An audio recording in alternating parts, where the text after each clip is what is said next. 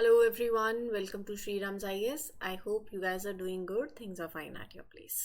शुरू करते हैं आज का सेशन जिसमें we'll discuss these articles associated with 18th of September.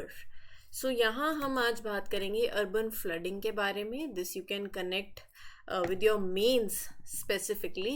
तो ये आर्टिकल आपका GS पेपर 3 से कनेक्ट करता है with respect to disaster management.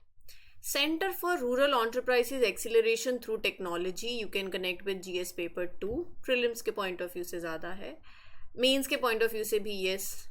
Annamalai Tiger Reserve prelims perspective. Bhaskar platform GS paper 2 and prelims both. Invest India same thing GS paper 2 and prelims. ये जो article है that इसमें जो मैं आपके साथ डिस्कस करूँगी points दूँगी वो सिर्फ मेंस के लिए है, बाकी आर्टिकल्स प्रीलिम्स और मेंस दोनों से जुड़े हुए हैं.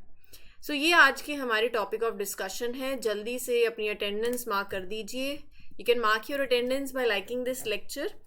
Do subscribe to the channel also so that you get the notification of every session that gets published. Also, please do share these sessions with your friends, those who are preparing for UPSC, SSC, any government exam. क्योंकि we are dealing with current affairs and current affairs are relevant for every examination. What all matters is the level of depth with respect to every exam. So you can, अगर आप ले रहे हो SSC के लिए तो SSC किस हिसाब से पिछले साल के क्वेश्चन पूछती है, UPSC किस तरीके से पूछती है, स्टेट PCS कैसे पूछते हैं, बस वो मैटर करता है, टॉपिक सेम रहता है. ठीक है, तो शुरू करते हैं. पहला आर्टिकल न्यूज़ ये है कि union minister for MSME inaugurated Center for Rural Enterprises Acceleration Through Technology Setup at Leh through virtual mode. So इतना पूरा बोलने के बजाय शॉर्ट फॉर्म है create. तो MSME inaugurated this center setup at Leh through virtual mode. तो क्या है ये Center for Rural Enterprise Acceleration Through Technology? C. इसका मकसद क्या है? Centre for rural enterprises, rural enterprise acceleration through technology. Basically the centre aims to boost rural enterprises by this leveraging technology, by basically providing a platform to enhance the efficiency, the scalability of the small and medium businesses in the rural areas. तो ये जो initiative है ये local economy को support करने के लिए basically उस फोकस से ये बनाया गया है कि स्किल डेवलपमेंट और एनहांस हो. You integrate modern technology to foster growth and development in these regions. Now coming specifically to this create centre for rural enterprise acceleration through technology, short form है. ठीक है, it is design to improve local livelihoods, local productivity by making the businesses in the rural areas more productive. उनको help करना so that they create high quality products. They will boost the local economy, economic potential, ताकि वहां के लोग they can earn better income. So in regions like Ladakh, the center focuses on supporting those traditional artisans, ताकि जो उनका craft है वो उसको प्रिजर्व कर सकें, प्रोडक्शन मेथड्स को ज़्यादा मॉडर्नाइज करें. तो मकसद है to encourage the creation of new businesses and promote the rural industries. So create some of the specific support create will provide is pashmina wool. So pashmina wool roving facility, इससे क्या होगा? This will help in processing pashmina wool. एक special type of fine wool है जो कि अपने high quality products जैसे shawls हैं उनके लिए ये यूज होती है. तो this centre will provide support to that. Training for essential oil extraction from roses. तो यहाँ पर it will offer the training to create facilities जहाँ पर ऑयल, एसेंशियल ऑयल्स जो हैं, जो जैसे रोजेज हैं, गुलाब के फूल हैं, उनसे एक्सट्रैक्ट करते हो, फिर वो परफ्यूम्स में, कॉस्मेटिक्स में यूज होते हैं, तो यहाँ पर भी सपोर्ट देना. What else? The machinery that is required for pashmina wool roving has been installed, commissioned and is ready for operation.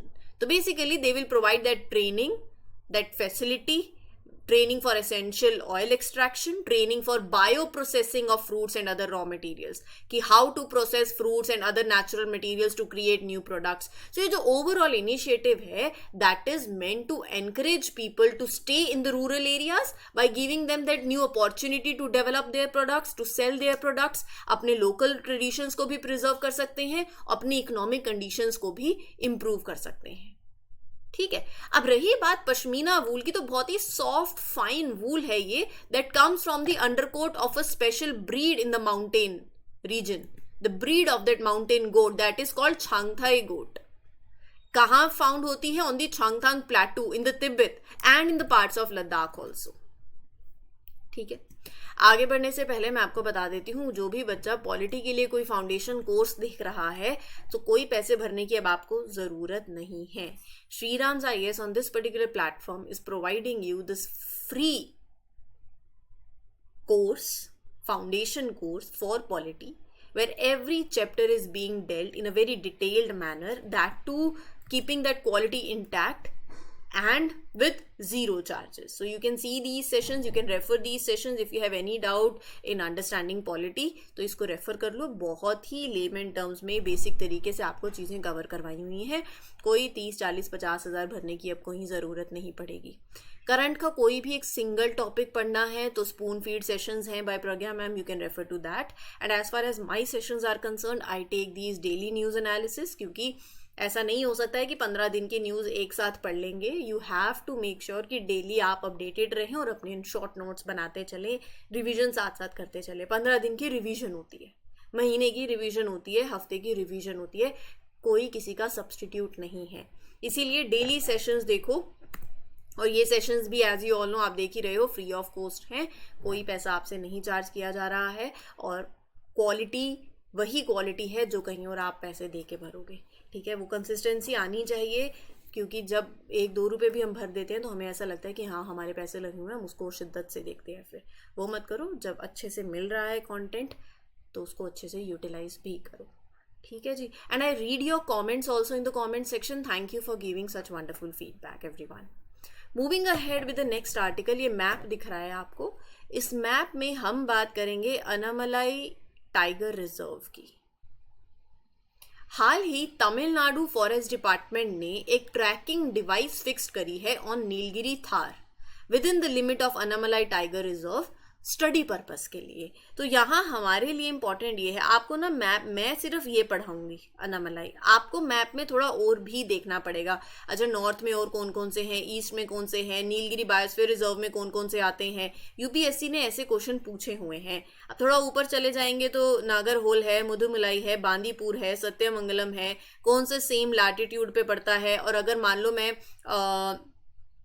Waste to east जा रही हूँ तो पहले कौन सा आएगा, बाद में कौन सा आएगा, वही बात हो गई ना, लैटिट्यूड की बात हो गई. ठीक है. तो ऐसे क्वेश्चन यूपीएससी पूछ सकती है. थोड़ा नीचे चलोगे तो पेरियार आ जाएगा, कलाकाड़ मुंदुनथुराई थोड़ा उसके और नीचे है, साउथ में पड़ जाता है, परम्बिकुलम है. तो ये आपको मैप में देखना पड़ेगा. ठीक है. खुद से थोड़ा मैंने दिखाया है, थोड़ा एटलस में खुद से देखेंगे. रही बात अनामलाई टाइगर रिजर्व की, तो एक प्रोटेक्टेड एरिया है, अनामलाई हिल्स पे लोकेटेड है, तमिलनाडु के अंदर, साउथ ऑफ पलक्कड़ गैप, वहां पर ये टाइगर रिजर्व पड़ता है. हम सदर्न वेस्टर्न घाट्स की बात कर रहे हैं. अगल बगल यहाँ पर परम्बिकुलम टाइगर रिजर्व पड़ता है, ईस्ट में चिन्नार वाइल्ड लाइफ सेंचुरी और इराविकुलम नेशनल पार्क पड़ता है साउथ वेस्टर्न साइड पे. ठीक है. Wet evergreen forest, semi evergreen, moist deciduous, dry deciduous, dry thorn and shola forest, ये सारे हैबिटेट, मतलब ये जो टाइगर रिजर्व है, it supports this diverse habitat. ठीक है जी. It also support unique habitats like mountain grassland, savanna, marshy grasslands, वो भी यहाँ पर प्रेजेंट हैं. फ्लोरा की बात करो तो कुछ 2500 स्पीशीज हैं, वो आपको यहाँ देखने को मिलेंगी of plants, jackfruit, ginger, turmeric, cardamom, paper. South तो वैसे भी मसालों के लिए बहुत फेमस है, हमारी हिस्ट्री जानती है इसको. फना में आपको यहाँ spotted deer, sambar, Asiatic elephant, tiger, jackal, leopard, jungle cat, ये सारी स्पीशीज देखने को मिलेंगी. बात करते हैं अगले आर्टिकल की, जिसमें हम पढ़ेंगे भास्कर के बारे में। एक डिजिटल प्लेटफॉर्म है जो कि department for promotion of industry and internal trade ने लॉन्च किया है। Ministry of commerce and industry के अंदर ये डिपार्टमेंट आता है। भास्कर इनिशिएटिव का फुल फॉर्म क्या है? Bharat startup knowledge access registry. Full form याद होनी चाहिए, ठीक है। स्टार्टअप इंडिया प्रोग्राम के अंडर ये आता है, जिसका मकसद क्या है? स्ट्रेंथनिंग इंडिया स्टार्टअप इकोसिस्टम, ठीक है। बहुत से आजकल आर्टिकल्स ऐसे आ रहे हैं जो स्टार्टअप से जुड़े हुए हैं। हमने कुछ दिन पहले एक एडिटोरियल की भी बात करी थी, इंडियन एक्सप्रेस में आया था। 3E की बात थी। 3E मतलब एम्प्लॉयमेंट, और बाकी दो क्या है वो आप बताओगे? Education, entrepreneurship. चलो बता ही दिया, तीनों इंटरकनेक्टेड है ये, ठीक है। तो बहुत से ऐसे आर्टिकल्स आ रहे हैं। एक अपना A4 साइज शीट लो और जो न्यू शॉर्ट पॉइंट्स आते जाते हैं उसको लिख सकते हो, क्योंकि जब आप देखो, मैं कोई भी एडिटोरियल या कोई एक लेंदी आर्टिकल आपके साथ डिस्कस करती हूँ तो हम उसमें उसके बारे में पढ़ते हैं, उससे जुड़े हुए कुछ फीचर्स हो गए, लास्ट में उसके चैलेंजेस देखते हैं, उसके फायदे नुकसान दोनों, क्या दिक्कतें हैं, और उन दिक्कतों के सॉल्यूशंस देखते हैं। सरकार ने क्या किया है अभी तक, गवर्नमेंट की क्या इनिशिएटिव्स है। तो ऐसे ही आप ये भास्कर प्लेटफॉर्म जैसे इनिशिएटिव सरकार के मेंशन कर सकते हो अपने मेंस में कि सरकार क्या कर रही है, राइट। ये जो प्लेटफॉर्म है, it is a part of startup India programme, right. इस तरीके से डिजाइन किया गया है to bring together everyone that is involve in startup ecosystem. Startups, investors, mentors, service providers, government body, सबको इंक्लूड किया गया है।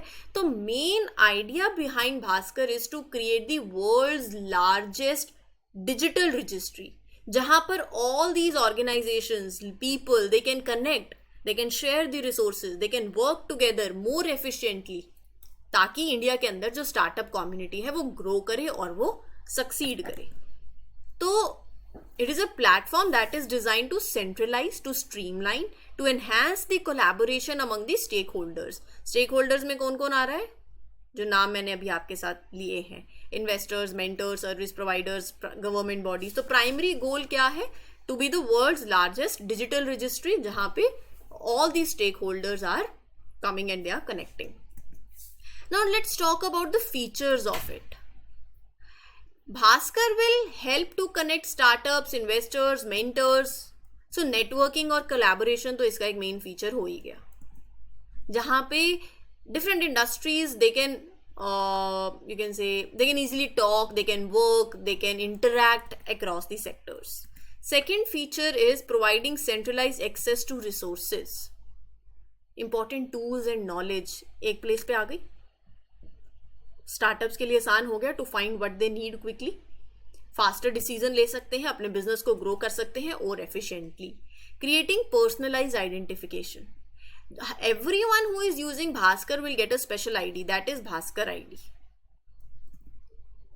ये आईडी जो है, it will help the users to have personalised experience on the platform, ensuring that the information, the services जो उन्हें मिल रही हैं, they are tailored to their needs. Personalized interactions, enhancing discoverability. Users can easily find the right resources, the right people, the opportunities, and last, supporting India's global brand. Bhaskar will help to showcase India as a center of innovation to the world. It will make it easier for startups and investors around the globe to collaborate, to work with Indian startups, to boost the India's global reputation. ठीक है। Mitigating risk, impact of flooding in the cities. Overall बात है urban flooding की।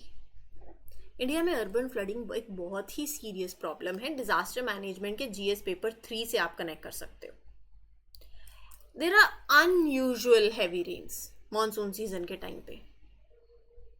बहुत सी ऐसी जगहें हैं that have seen more than 20% more rainfall than usual. ये जो एक्सट्रीम वेदर में इंक्रीज है, it is being caused by climate crisis. अगर आप देखो पिछले 10 सालों में 64% ऑफ इंडिया सब districts they have had more days of heavy rainfall as compared to previous 30 years. और ऊपर से human activities are making the situation worse. Poor planning है, improper waste disposal है, inadequate drainage systems है.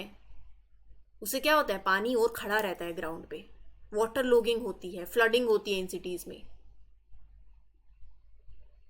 तो to solve this, Indian cities need to stop reacting only after the floods happen. Start planning ahead. Regular update हो आप about the drainage systems. ऐसे areas identify कर लो that are at the risk of flooding through detailed studies. Short term और long term solutions दोनों लेकर आओ. Overall ये crux है इस आर्टिकल का. तो पहले सवाल आता है कि ये अर्बन फ्लडिंग क्या है. फ्लडिंग तो सुना है, ये रूरल अर्बन फ्लडिंग कुछ अलग हो गया है अर्बन फ्लडिंग में.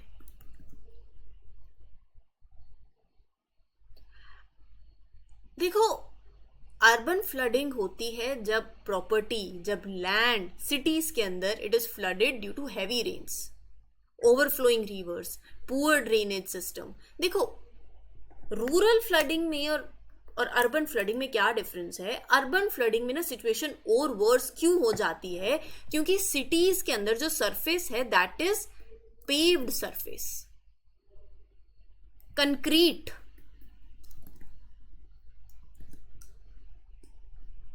तो पानी एब्जॉर्ब नहीं होगा, rain water will not soak into the ground. तो this causes the water to build up. Water logging होती है, ट्रांसपोर्ट डिस्टर्ब होता है, इंफ्रास्ट्रक्चर डैमेज होता है, हेल्थ रिस्क होते हैं. तो वो Indian cities are increasingly prone to flooding. क्यों? पहला तो ये पेव्ड सरफेस है, रूरल एरियाज में ऐसा नहीं है. तो अर्बन फ्लडिंग इसीलिए होती है because there are lot of paved surfaces that don't absorb water.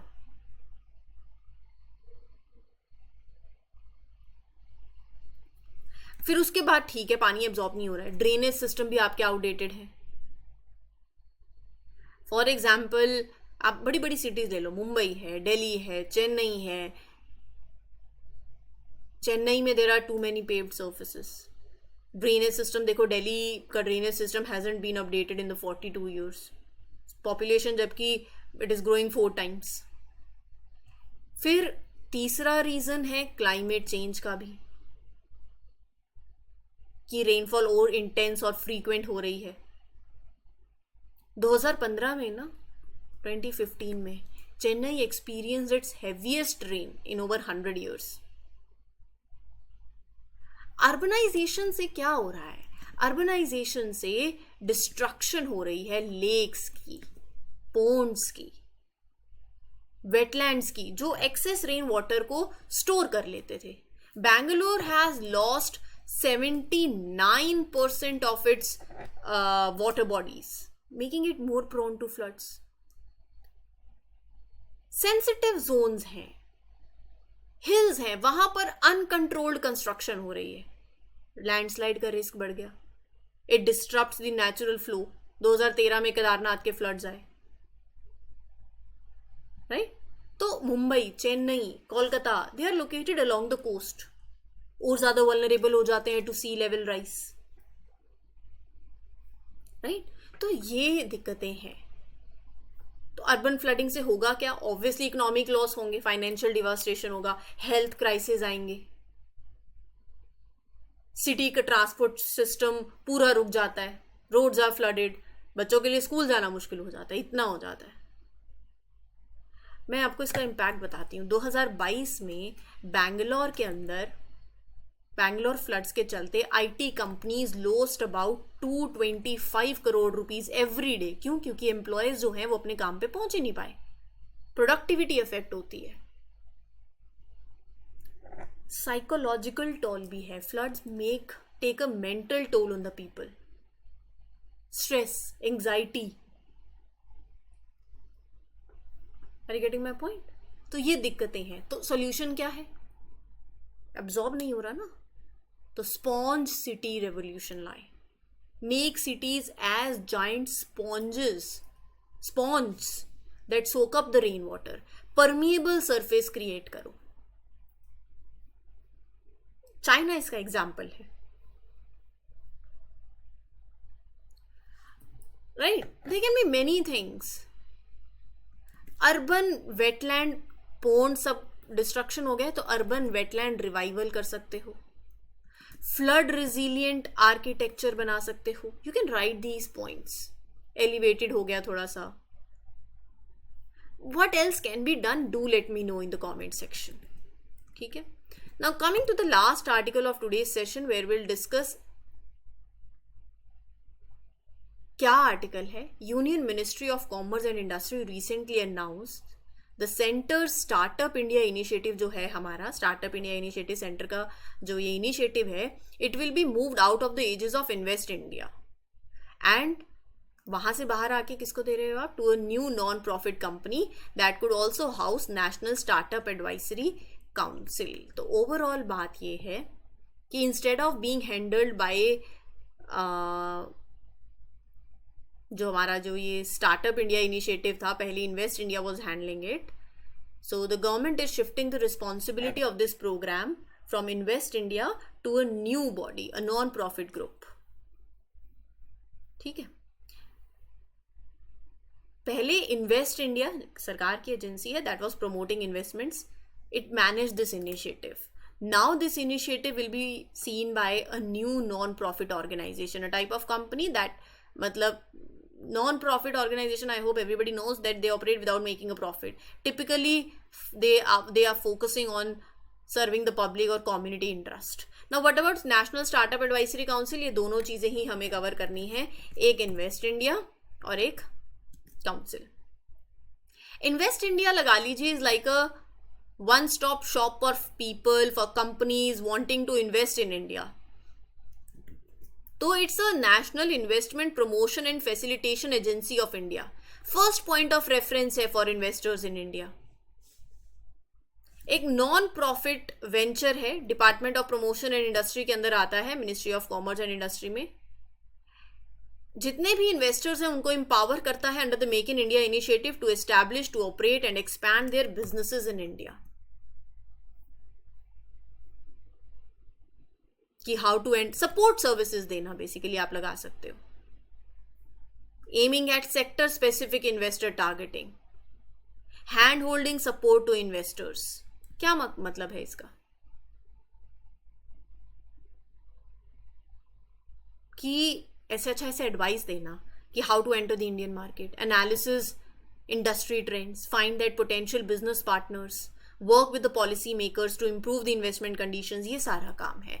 Main location है न्यू दिल्ली के अंदर. So multiple form of support it provides, market entry strategies, यही सब that I have shared. And रही बात नेशनल स्टार्टअप एडवाइजरी काउंसिल की, it was constituted by DPIIT under the union Ministry of commerce and Industry. इसका मकसद है to help build a strong environment for startup, to advise the government innovation के लिए, job creation के लिए, economic growth के लिए. And who are involved in it? Chairman, Minister for Commerce and Industry. Members इसमें senior officials हैं from different government departments, organizations, not below the rank of joint secretary. Non-official members हैं, like founders of successful startups are there, veterans who have grown and scaled companies in India, वो भी इसमें part करते हैं. तो Invest India is like helper for investors who want to start or expand their business in India.